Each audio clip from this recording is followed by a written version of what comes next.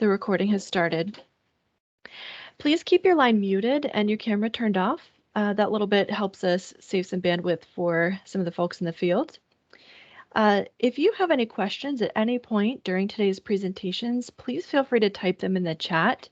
I believe we'll have a little bit of time in between speakers that we can take maybe the top 3 questions or so, and anything that we can't capture, then we're going to have question and answers at the end.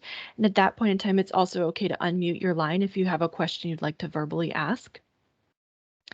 Today's host is the USDA Natural Resources Conservation Service, and we use the abbreviation NRCS for short. Please feel free to type into the chat who you are and a little bit about yourself. It's nice to know who's joining us, and I know you guys want to get to know each other as well. With that, I know that Denise Coleman is on the line. Denise is our NRCS state conservationist, and this morning she's going to offer us a word of welcome and get things started. Denise? Hey, good morning, Abigail. Can you hear me okay? We can. All right. Good morning, Philadelphia farmers. It's great to see you on a sunny February day, even though we have to meet virtually. Really nice to see a good crowd on board this morning. My name is Denise Coleman. I'm the managing operations here for the United States Department of Agriculture's Natural Resources Conservation Service. As Abigail said, we know ourselves as NRCS. If you're my mother, she thinks it's NCIS, and I said, no, Mom, we're not that federal agency. We're NRCS. So today we're here to talk about urban agriculture and to explain how USDA is emerging in this area that has been so important to many of you in the city of Philadelphia for a long time. We're just, while we have been active in Philadelphia, I would say we're kind of boosting our activity exponentially. So seeing the need that agriculture plays in urban settings, it's not only bringing healthy and fresh produce to folks, but it's also providing jobs, beautifying landscapes, and just giving an overall better way of life within an urban setting. For us in USDA, urban agriculture generally refers to cultivation, processing, and distribution of agricultural products in urban and suburban settings. Things that we're not just within the soil. We look at things like vertical production, warehouse farms, community gardens, rooftop farms, hydroponic, aeroponic, and aquaponic facilities, as well as our typical high tunnel operations. As we look to roll this out, we have launched the EQIP Environmental Quality Incentives Program that you're going to hear about today. About a month ago, we kicked off about $250,000 available in the 3 cities of Philadelphia, Harrisburg, and Pittsburgh. And so that money is available for producers in the urban setting to install high tunnels, get help with cover crops potentially, and also install irrigation systems. So we're really hoping that today's call will help you as producers learn how to apply for assistance, learn what is available to you all as you seek conservation assistance, and get you kind of familiar with USDA processes as a whole. Just want to tell you that, as I told you prior to this discussion, we have started exponentially getting involved in urban areas. Philadelphia is one of 11 offices that we have opened exclusively in urban areas, and so it's a privilege to have be one of those 11 offices. The others, one is in Albuquerque, New Mexico, Atlanta, Georgia, Cleveland, Ohio, Dallas, Texas, Minneapolis, St. Paul, New Orleans, Philadelphia, of course, Phoenix, Portland, Richmond, and St. Louis. And so in these urban areas, we are looking to establish not only get assistance and money into these cities, but to establish people to help and provide technical assistance to you as farmers to install these types of practices on the landscape. So it's a commitment by our Secretary of Agriculture to not only put money out there, but to put money and people out there so that we can create a community of agriculture within these urban centers. So with that, I'll turn it back to Abigail. I want to thank you all for being present today. I hope this discussion is valuable to you. I hope this is the beginning of many discussions that we have, and look forward to the questions and continuing conversation. Thank you. Thank you, Denise, for that very warm welcome and up-to-the-date information. Also joining us today is Heidi Secord, who is the newly appointed State Executive Director for the Farm Service Agency. Heidi farms in northeastern Pennsylvania and is here to tell us about herself and her position. Heidi. Hi, welcome. Can you hear me? I can hear you. Perfect. Okay, great. Thank you so much. I really appreciate being here, and wonderful, beautiful afternoon.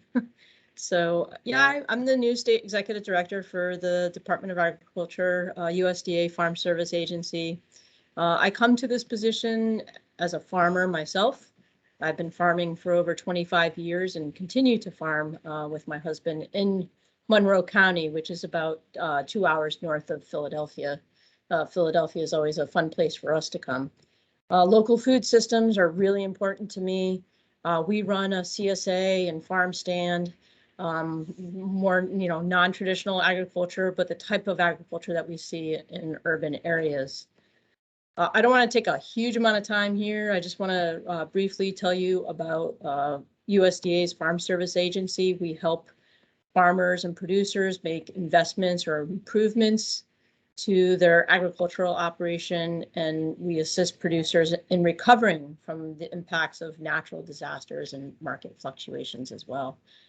We offer a variety of programs: disaster assistance, farm loan programs such as facility loans, safety net and conservation programs to producers through programs on NRCS.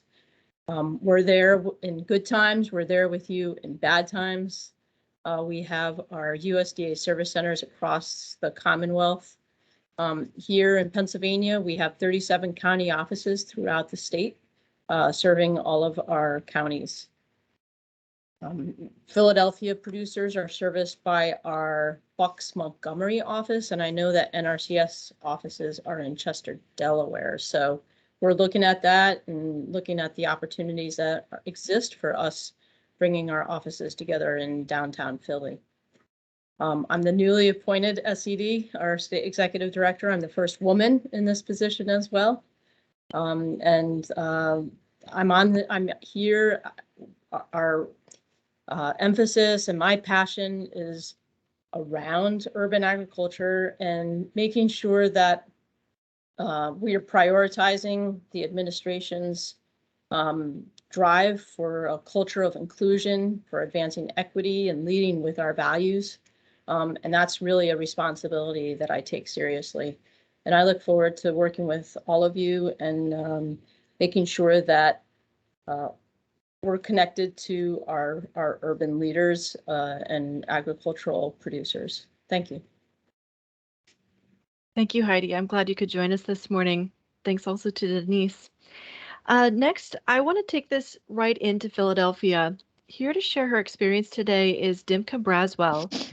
Dimka is a Philadelphia farmer and the co-chair of the NRCS Urban Ag Subcommittee in Pennsylvania.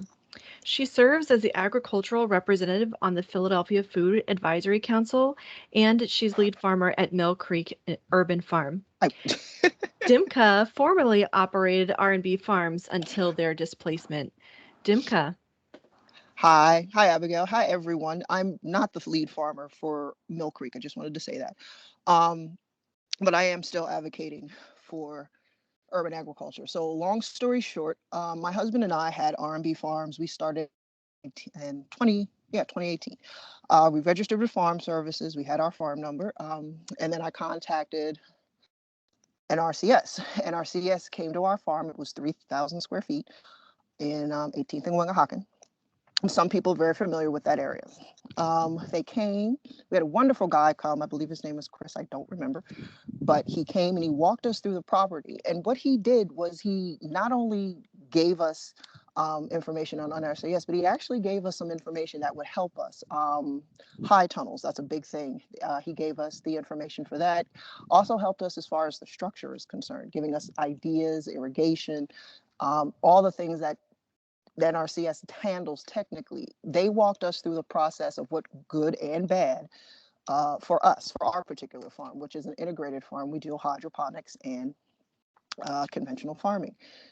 I've always sung their praises as an urban farmer because a lot of urban farmers don't have access to the technical information. We ad hoc a lot of information together and do what's best for our farms. But this agency gives us not only the handbook for it, but gives us also ideas that we can improve on our farms, as well as for private landowners can actually develop green spaces here in Philadelphia County, something we have some representation having. Yes, we were displaced off of our farm in 2019, but I've still worked with NRCS and Farm Services advocating for urban agriculture and gardening and farming here in Philadelphia. Abigail, Heidi, and Denise have been very great at getting access to this information in Philadelphia County, even though we don't have a lot of representation here. So I really hope that the information that they're giving gives everyone an opportunity to seriously consider what Farm Services can do for them. Yes, there have been issues for Black and brown farmers, not just here in Philadelphia County, but also in Pennsylvania. They have been working with myself and others, other gardeners and farmers here in this county to advocate for us, not just for representation, to make sure that we do have access to our land. So I sing their praises all the time. I'm very glad that the people who represent the office are here wanting to talk, and they can answer a lot more questions than I can. I know people are sick of me constantly saying register, wanting to have these conversations with locals. And I'm very grateful that y'all are doing this webinar today so people can talk directly to you and have those and then have those questions answered. So that's pretty much me in a nutshell. Thanks so much, Dimka. And I really like that you pointed out that NRCS can come out to your farm, which has a unique site and it has unique needs, and you have, excuse me, unique goals. And so NRCS can help, listen to what you want and hope for your farm and tailor our service to that specific farm site. I want to introduce Beth next, who can talk in more general terms. And, without a personal invitation to get Beth and her team out there, it's hard to be more specific, but we will be taking questions. If you have specific questions here, feel free to put them in the chat. So with that, next up, we're going to hear from Beth Sasseman. Beth is the NRCS District Conservationist who serves Philadelphia farmers. And Beth, I think I saw you may have some of your staff also. Your team is here today, so please feel free to introduce them as well. Okay, thank you, Abigail. I just want to get my PowerPoint up.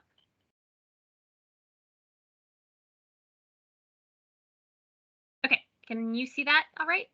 I can, yes. Okay. Thank you for the introduction. Again, my name is Beth Sasseman. I'm the District Conservationist in the Coatesville Field Office, and we service Chester, Delaware, and Philadelphia counties. And as has been said, and I will say again today, we might be located in Coatesville, which is a good drive from Philadelphia, but we're more than willing to come out to visit the farms. We have 6 conservationists and technicians that can make field visits. So we're more than willing and able to make those personalized field visits. So I just wanted to start by talking about what NRCS is and what we do. The Natural Resources Conservation Service is what NRCS stands for. It provides farmers with financial and technical assistance to voluntarily put conservation on the ground.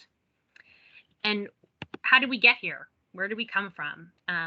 NRCS was formed in response to the Dust Bowl. In 1935, the Congress passed the Soil Conservation Act, which directed USDA to form the Soil Conservation Service, which was later renamed in 1994 the Natural Resources Conservation Service to better depict the broadened scope of our work.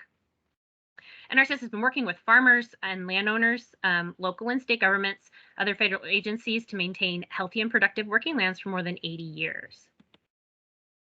So what types of farms do we work with?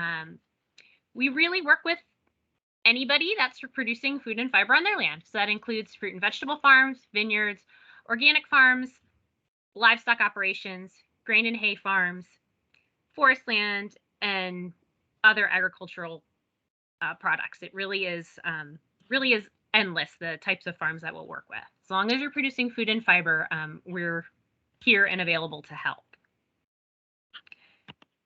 So sometimes we hear, well, my farm is so small, you won't be able to help me. But yes, we can. We can offer assistance, and really to any farm, but to the small operations that we're talking about in the city. Soil health and soil erosion, irrigation assistance, composting, both the manufacture of compost and the facilities to stack it in, increasing pollinator habitat, managing pests, installing high tunnels, transitioning to organic production, and also maintaining those systems, converting energy inefficient systems to more energy efficient systems. We can do barnyard improvements, and we have done that on livestock operations in the city of Philadelphia recently. We can also help with nutrient management and runoff and air quality, and really any other practices that would address a resource concern in our whole suite of natural resource concerns. So like I said before, the opportunities are really endless with what we're able to do. It really is a personalized approach. We're going to look at every individual farm and see what the needs are and your goals are, and work with you to implement that. Beth, I'm going to interrupt you for just one moment. A quick reminder to our participants, if you would turn off your cameras, that would help and be a little less distracting from Beth's presentation. Thank you so much. Thank you, Abigail. So I think one of the best selling points of our assistance is that it's voluntary and it's free. So like Abigail mentioned, we really can't come to your farm without an invitation, without you requesting our assistance. But once you do request that assistance, we will make time to visit the farm, help you with your needs, and it's free of charge. Our engineering assistance, our technical assistance, our conservation planning doesn't cost you anything. So one of the cornerstones of our technical assistance is a conservation plan. So we use this term a lot, and I just wanted to define it for you. So it's the record of decisions and supporting information for the treatment of a unit of land, meeting planning criteria, and planning criteria is our technical term for having the natural resource issue addressed. We're protecting it. And the plan describes the schedule of implementation for the practices and activities needed to solve those identified natural resource concerns. So I have some words bold there, and I think what's really important is it's a record of decisions, and those decisions are made by the operator, not by NRCS. We're providing the technical expertise and advice, but you're making that final decision on what you're implementing on your farm. The other is the schedule for those practices and activities. So like I said, you've decided what activities to implement, and when you're going to implement them is up to you as well. When we talk about contracting, we try and put it on there's a time limit to those contracts, so we put it on a schedule, but it's really what works for you. We don't want anyone to install a system that is not going to work for their operation. So I briefly wanted to talk about our financial assistance programs. They can be very complicated and overwhelming, so I just want to make mention of the programs that we have and that we work with the most. I'm certainly willing to answer any questions about them as well, but I didn't want to go into too much detail because it can be complicated. So our environmental quality incentives program is our largest program. That is a program that addresses those natural resource concerns.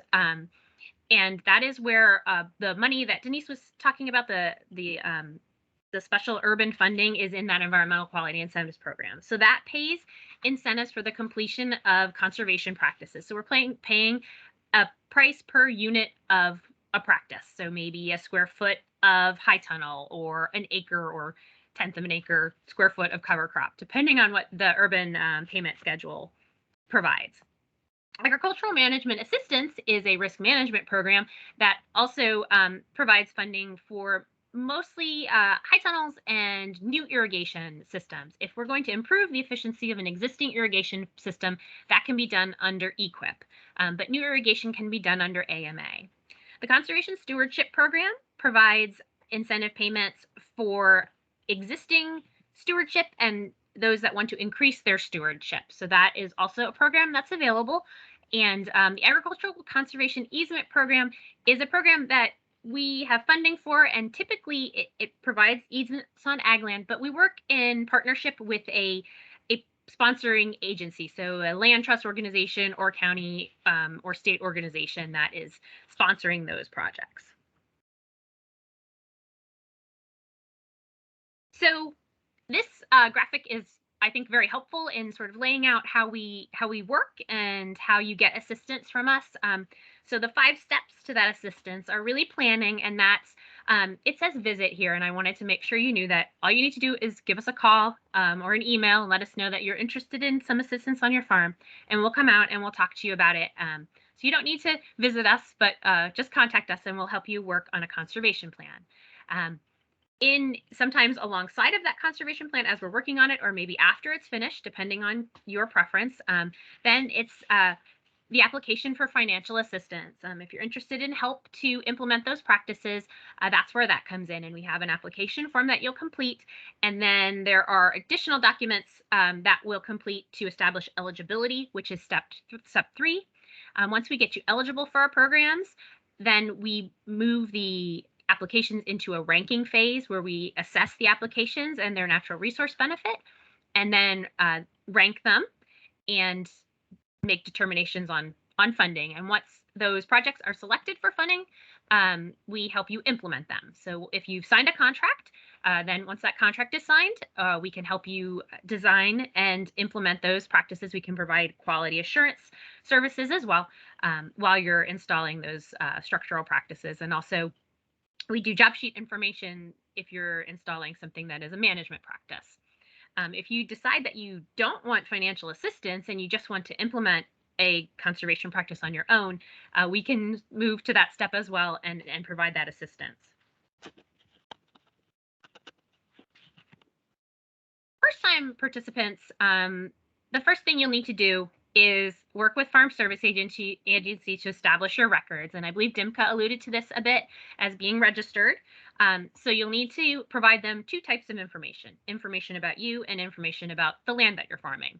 So this is a screenshot of the AD 2047, which is a data gathering worksheet providing personal information to Farm Service Agencies so they can create a record in their farmer database for you. And that would be for you as an individual, if that's how you're farming, or also an entity and the members of an entity so that they can establish that correctly in the system. The second piece of information is information about the land. They'll need to know where the land is, and then documentation that you have control of that property to be farming it. So that maybe a deed, maybe a lease, and it doesn't need to be a long-term lease. It just needs to show that you have legal authority to farm that land. In addition, if you pursue financial assistance, you'll need to complete some additional eligibility documents. These typically include the average adjusted gross income certification and consent to disclosure of tax information form, or a CCC 941. And that form really asks one question. It asks if your adjusted gross income over the previous three tax years is less than or more than $900,000. That form does need to be completed annually. So if you would apply and establish eligibility one fiscal year and weren't selected for funding, if you move your application to the next year, you would need to complete that form again. Another is a farm operating plan. and that's either a 902I for an individual or a 902E for an entity. And that collects a good bit of information about your operation, how it's managed, and what assets it has. So that is a form that Farm Service Agency can help you fill out, but that is also needed to be to establish your records in our system. Another form that's usually needed for most of our programs is the Highly Erodible Land Conservation and Wetland Conservation Certification form. And that form is really certifying that you're complying with the these provisions of the Farm Bill that relate to the farming of highly erodible lands and also the conversion of wetlands. And it's a little bit complicated of a form. You do get some wetland or highly erodible land determinations from that, but we can certainly help you through that because it is documents that can be intimidating, but for the most part, they don't affect your ability to farm at all. There are increased incentives available for our historically underserved farmers. And historically underserved farmers are farmers that identify as members of any of the groups I have listed here. So that's American Indian or Alaskan Native farmers, Asian farmers, beginning farmers, and beginning farmers are farming less than 10 years, Black or African American farmers, limited resource farmers, Native Hawaiian or other Pacific Islanders, as well as Hispanic farmers and veteran farmers. So we can get you some more information on the definitions of some of those specific designations like the limited resource farmer and the veteran farmer as well.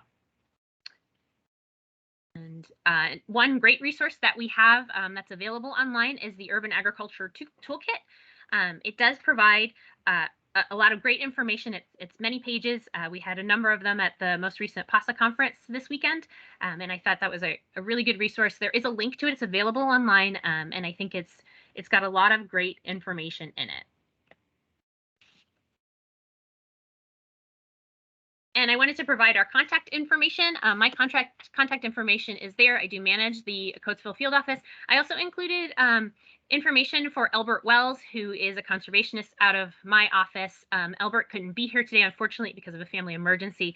But Albert is a graduate of the University of Arkansas at Pine Bluff with a degree in agronomy, and he has more than 5 decades of conservation experience. He worked on the Philadelphia Urban Resources Partnership in the 1990s.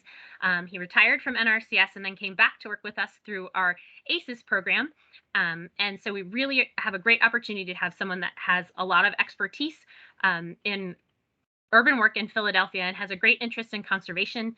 And I'm sorry he couldn't be here today, but I know that he's more than happy to come to the farms in Philadelphia. He has a great interest that's very close to his heart. So that's what I have today. Does anyone have any questions for me? Thank you so much, Beth. And again, apologies for that interruption. I will put out a general reminder once more. Please turn off your video if you are not presenting. It saves us a little bit of bandwidth. Also, Beth, I wanted to circle back. I really heard you saying that all of this service is really putting the farmer at the center. There's paperwork, it's working with the government, but I hear you saying that you are willing to work with the farmer to help navigate all of those forms, yes? Yes, and even with our farmers in Chester County, we have a lot of non-traditional farmers that don't typically work with Farm Service Agency programs, so they don't have that eligibility documentation. So we're well versed at working folks through that process, and don't let that be the reason you don't reach out to us. We will certainly help you any way we can to get your eligibility and other documents established, your farm records established, whatever we can do to help. We're happy to do it. Thanks, Beth. And we will put your information up again at the end of our presentation today.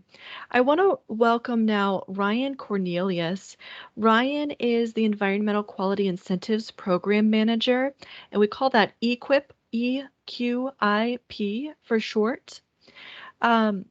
Ryan is going to provide us some highlights of this program's financial incentives for Philadelphia farmers and give us the most up-to-date information. Ryan, do you want to join us? Yes. Hey, good afternoon, everybody. Thank you for having me.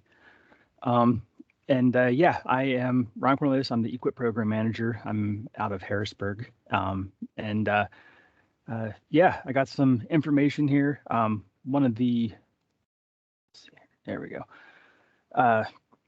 One of the biggest things that we help with when it comes to urban ag, one of the more popular practices ends up being our high tunnels. We do quite a bit of them, and like Beth was saying, we have various programs. You can do high tunnels in several different programs that we offer.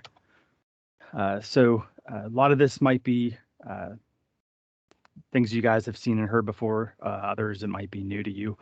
But our high tunnels, there's a couple different styles. There's a Quonset style and a Gothic style. There are some requirements with our high tunnels. We have to have a minimum of 6 feet in height. Has to have a 6 mil greenhouse grade plastic on it. Plants need to be grown in the ground. The site needs to be relatively level. It needs to be a manufactured kit. Lots of benefits when it comes to high tunnel systems, mainly the extending of the growing season. You're able to plant some produce earlier, some is able to go later into the year, increased nutrient and irrigation efficiency, improved pest control. You can increase the production of diverse local crops. Pretty much anything that you can grow in the ground, you can grow in a high tunnel. Some different considerations as far as the shape of it, alignment, as far as sun and wind pressure on it, ventilation, equipment access to be able to get in and out with equipment. Some things you needed to consider for management of the high tunnel. You can have some issues with salt accumulation, pollination, decreased organic matter. Yeah, you need some way to irrigate the crops since you're not having the benefit of rain, and weed control and pest pressure. There are other supporting practices besides the high tunnels here, whether it's critical area planting, grassed waterways. That's a grass swale that would help water flow away from where it could be causing a problem. It's stabilizing it so there isn't erosion. Mulching, subsurface drain, and underground outlets, so pipes to convey water that is causing any type of erosion concern there on the property. So in summary, with the high tunnels, they end up being their manufactured kit. Not something that if you end up working with us and you have financial assistance for it, it's going to be a pre-purchased kit that meets our standards and specifications. But again, we will be more than happy to help you walk through that process of what does and doesn't meet our standards. We will be upfront. We can help answer questions, all of that. So for high tunnels, we have several different options this year, as in previous years. We have some different fund codes. So we have separate pots of money that we set aside for the high tunnels. So we have a general EQIP high tunnel fund pool. We have the organic fund pool, which if you're an organic operation and you're certified or transitioning to become certified, you could be eligible for that fund pool as well. The socially disadvantaged farmer fund pool and the urban ag fund pool.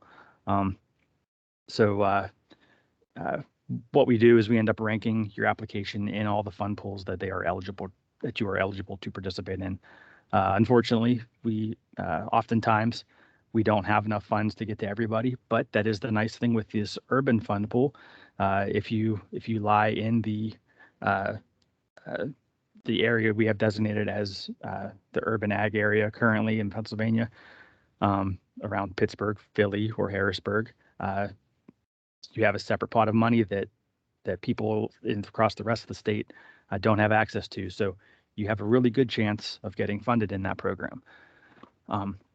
So for high tunnels, the payment rates this year, based on the size of the high tunnel, we have $3.50 per square foot is what we would be paying this year if you were to receive a contract. and the historically underserved participants. So whether you're a beginning farmer, socially disadvantaged, any of the historically underserved category producers, you get a little bit higher payment rate. You would get $3.79 a square foot.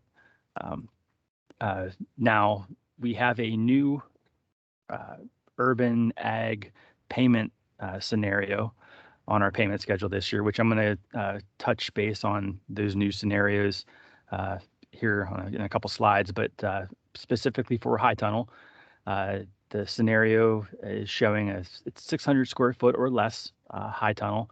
Again, only in the area designated urban agriculture, but that payment rate is $6.11 a square foot and $7.33 a square foot for the historically underserved, up to a $7,000 max payment per operating unit. But these payment scenarios for the urban ag that we have added this year, they are to help offset increased costs of doing these types of practices in the urban setting, whether it's increased cost of the product itself getting it there, installation costs. It was all taken into account, and that's how these payment schedules have been come up with. Again, we talked about supporting practices. And with our programs, when it comes to getting the practices on the ground, if you're looking for that financial assistance from us, the practices, you would have to have a contract first. You wouldn't be able to do the practices and then come back later and say, hey, I got a high tunnel on my property I put in, I'd like to be reimbursed for that. Unfortunately, we can't do that. You have to be working with us up front prior to and have a contract prior to implementing any of that. But again, it's the planning process. It'll all work better getting in touch with us up front. We will be glad to help you through the process. So here are the new urban practice scenarios for our fiscal year 22. And again, you can reach out. We can expand on some of these here, but basically these practices all have a new component to them that is specific for small scale operations and or urban agriculture. So we have composting facilities, irrigation reservoirs, plastic tank less than 1,000 gallons, irrigation pipeline, micro irrigation, irrigation water management, roof runoff structures. We have added a roof runoff trench as well as a roof gutter with runoff storage tank to help be able to collect water to irrigate in the high tunnel, something we have not offered before. We already touched on the new small high tunnel that's 600 square foot and less with the higher cost there. Conservation cover, pollinator mix for urban sites, conservation crop rotation, no-till, just things that we've always offered, but the scenarios haven't been set up to be as beneficial cost-wise for the urban side of things. Cover crops, mechanical termination of the cover crops. So before, things were always paid on a per acre basis. This is going to help out the smaller operations where you might be in the hundreds of square feet or a couple thousand square feet. You're not looking at 5-10 acres of cover crop necessarily, or 100 acres, or it's diving down and helping these small scale operations. Field borders, nutrient management. But yeah, a lot of good progress this year on these urban scenarios. Just trying to make things more fair across the board to help out all producers of every size. And I got some additional resources here. A lot of you might already have been on some of these websites, but there they are there. And I can make my slides available to Abigail, and she can get those out to you guys as well. But that is all I have. Unless anybody has any questions, I'd be happy to field them. Thank you so much, Ryan. I really appreciate your contribution today. And I invited Ryan to talk a little bit about high tunnels in particular today because we have had so much interest from our urban farmers in high tunnels. But leading up to this, we also asked you guys, participants, to put in a couple of your interests as you're registering. And I want to put this back out there to Beth and Ryan. We had some interest in pollinators, pollinator habitat. We have some beekeepers in attendance. We have interest in irrigation and stormwater management. Um, and I see we also have a question popping up in the chat. So as Ryan and Beth, as you're thinking about those things and how to respond or maybe talk a little bit more about those, I do want to encourage our participants to put your questions in the chat. Once we exhaust the chat, I will go to opening the lines. So response let me read the question in the chat first, and we'll go there first. And then if you want to add to any of the irrigation, stormwater, or pollinator info, certainly you may. All right. So Susan asks, where do the smaller cities in PA fall? We have 2 urban farms in the Lehigh Valley, but I don't think we are yet part of the Philadelphia urban area, although we are considered part of the New York, Philadelphia micro metropolitan area. What about Scranton, Erie, etc.? Okay, so I can field that one. So currently for this year, we are actually looking to expand our current boundaries of our urban ag to include a little bit more area surrounding Pittsburgh and Harrisburg. And there's discussions on Philadelphia as well. In future years, we could see expanding further into some of these other metropolitan areas, these urban areas. And we've already had people throw out about the idea of Scranton, Reading, Erie areas, and we are not opposed to looking at expanding that in the future. But unfortunately for this year, we won't be able to expand that far, but we are definitely interested in looking at expanding the urban ag boundaries. Now, that's not to say everywhere else, including these urban areas, are also eligible for all of our traditional EQIP and AMA funding as well. So it just wouldn't be that separate pot of money for the urban ag side of things. All those same practices would be eligible in our regular EQIP and AMA as well. So it doesn't deter you from applying. But unfortunately, right now the boundaries as far as expanding into these other areas for this year, that won't be able to be done. But we are definitely interested in possibly expanding those in the future. Denise. Yeah, if I can chime in, Ryan's correct. We put the $250,000 into the 3 urban areas because we really wanted to draw attention to the effort of trying to get urban conservation and urban agriculture support moving into those areas. But that does not preclude the fact that in those smaller cities that they can apply through our normal programs to get assistance for high tunnels or irrigation. They just won't be ranked within these urban areas and within this fund pool.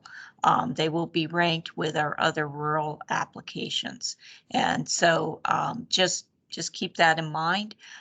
People are more than welcome to apply for funding if they meet the criteria in those other areas. So I know that there are happen to be from the Northeast PA area, there are many urban farms in the Wyoming Valley, and they can just go to their Lackawanna or Luzerne County offices and apply for assistance there.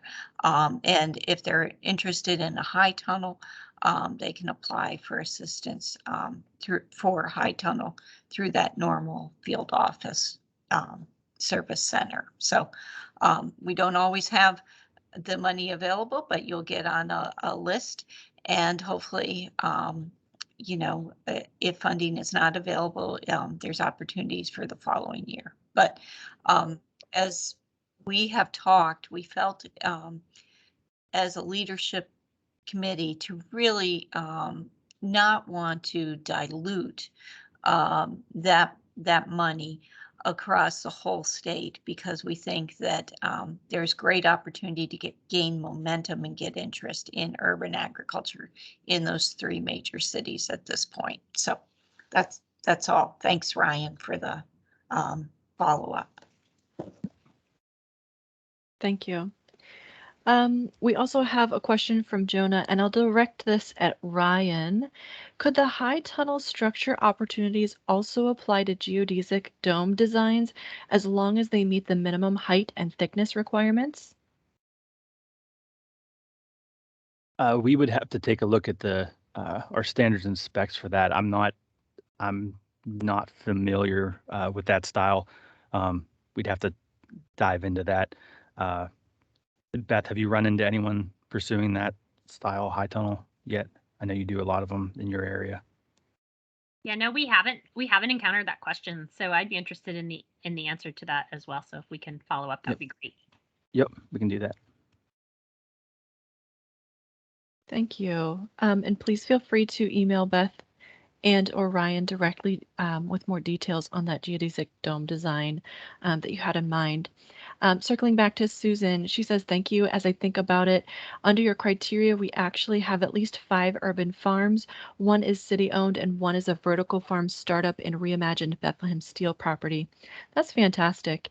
And I will add, we have had urban farms who have received EQIP funding for projects that are not within this 3-city urban EQIP fund pool right now. So there, certainly don't let that stop you from applying if you're interested.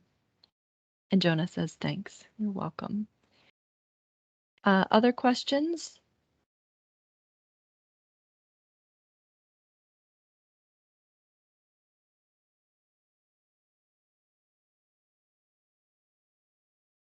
While we're giving it a minute for other questions to come in, I do want to say that we have an opportunity for folks to participate in our Urban Agriculture Subcommittee of NRCS. And that meets 4 times a year, usually 1 o'clock in the afternoon on a Tuesday, although sometimes the meetings move around. And that subcommittee is a place where we like to hear directly from the public, agricultural organizations, conservation-related organizations, and urban farmers to know what the emerging concerns are and what you'd like to see, how you'd like us to direct urban agriculture funds to best serve the urban farmers. You can obtain more information about that by emailing Beth. Her contact information is on the screen. Albert would also know about it, and you may also contact myself. Beth has on the screen the post-webinar survey. That has contact information for Beth and myself on there if you would fill that out. We'll also drop some links in the chat.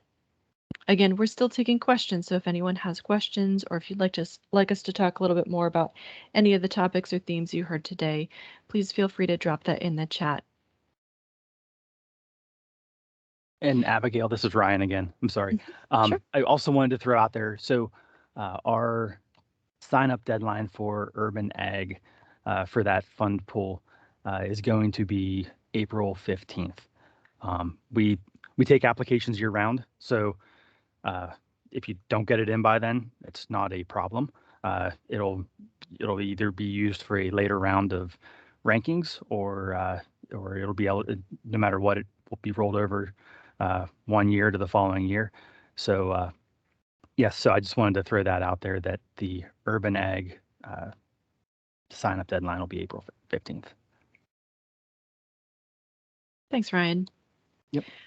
I also noticed we have some FSA folks on the line, and so we can open that up to some questions for FSA, but if you'd really like to hear from FSA and have a similar webinar with services available through the Farm Service Agency, that's FSA, please go ahead and drop that in the post-webinar survey, and we will make sure that we get that over to them and get something organized there as well.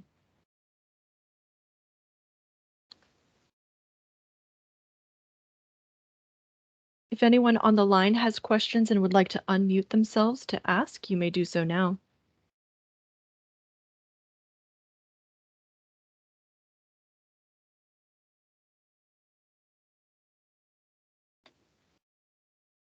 Thanks for your question, Susan. She says, you talked about manufactured kits for high tunnels and help with engineering questions. We have noted that some kits don't appear to have engineering specs, just load statements. Does your technical assistance include advice on dealing with city zoning requirements?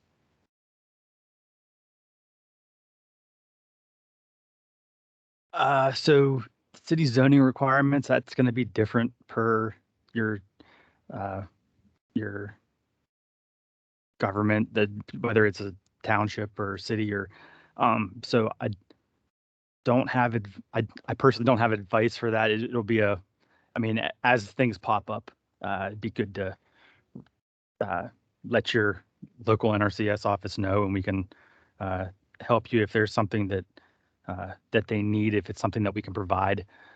But and I'm sorry, what was the first part of the question, Abigail? Sure. The first part of the question was discussion on manufactured kits for high tunnels and help with engineering questions. We've noted that some kits don't appear to have engineering specs, just load statements. Okay, yeah. So that would be something that if that would be something that you would run by the local office you're working with to for their technician and our engineering staff to look at if it's one that's going to meet our standards and specs or not. A lot of the companies out there that manufacture them do know what we would be looking for with our programs.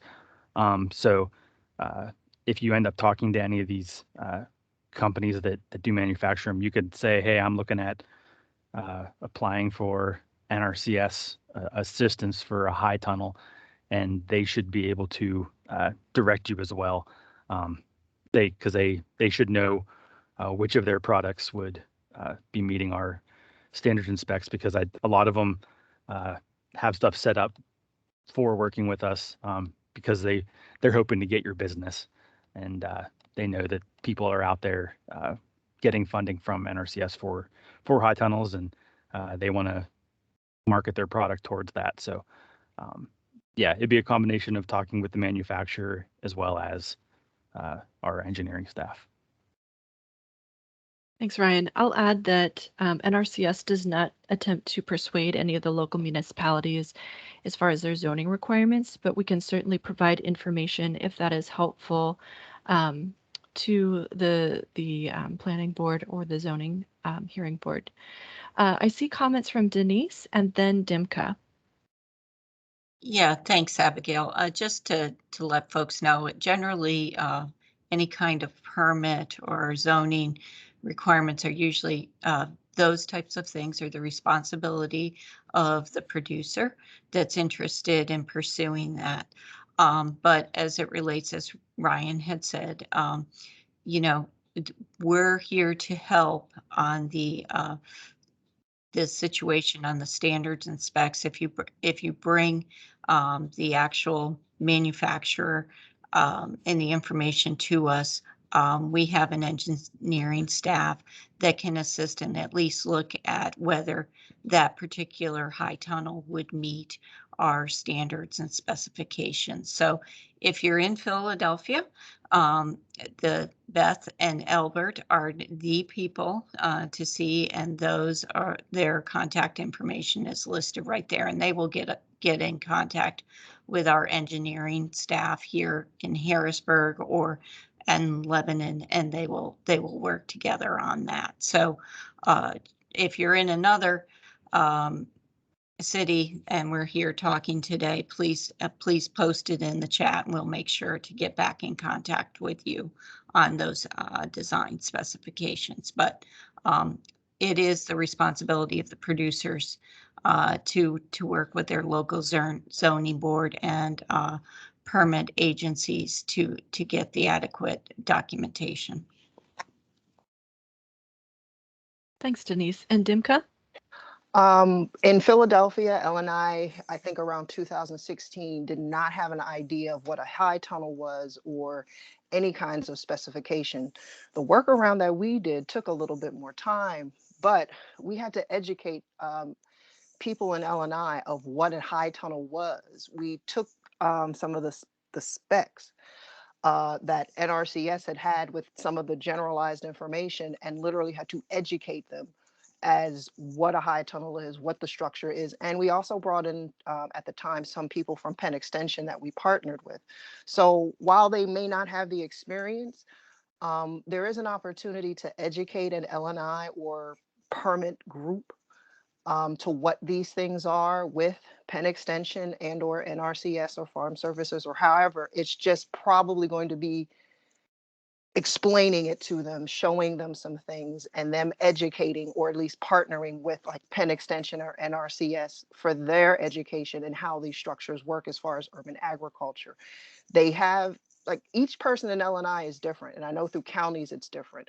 But when they say something like, well, they don't know, or the structure or anything like that, we do have Penn Extension and NRCS and other members of Farm Services, as well as other local groups that are doing this kind of work to give some information. So it's a pain, it takes time, but educating those permit groups does help.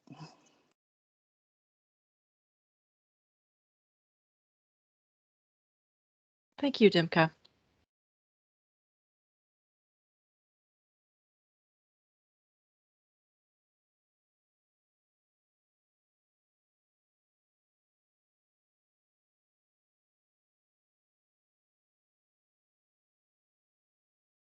Any other questions? Susan says, thank you, Dimka. That is helpful. And knowing who to bring in to do the education is really helpful. Great.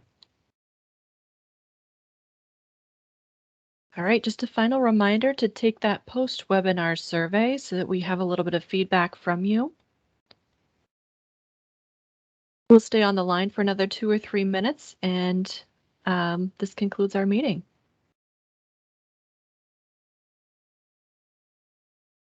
Thank Philadelphia for showing up. I see all the people here, and I'm hoping that this information will help you in any way possible. Thank you.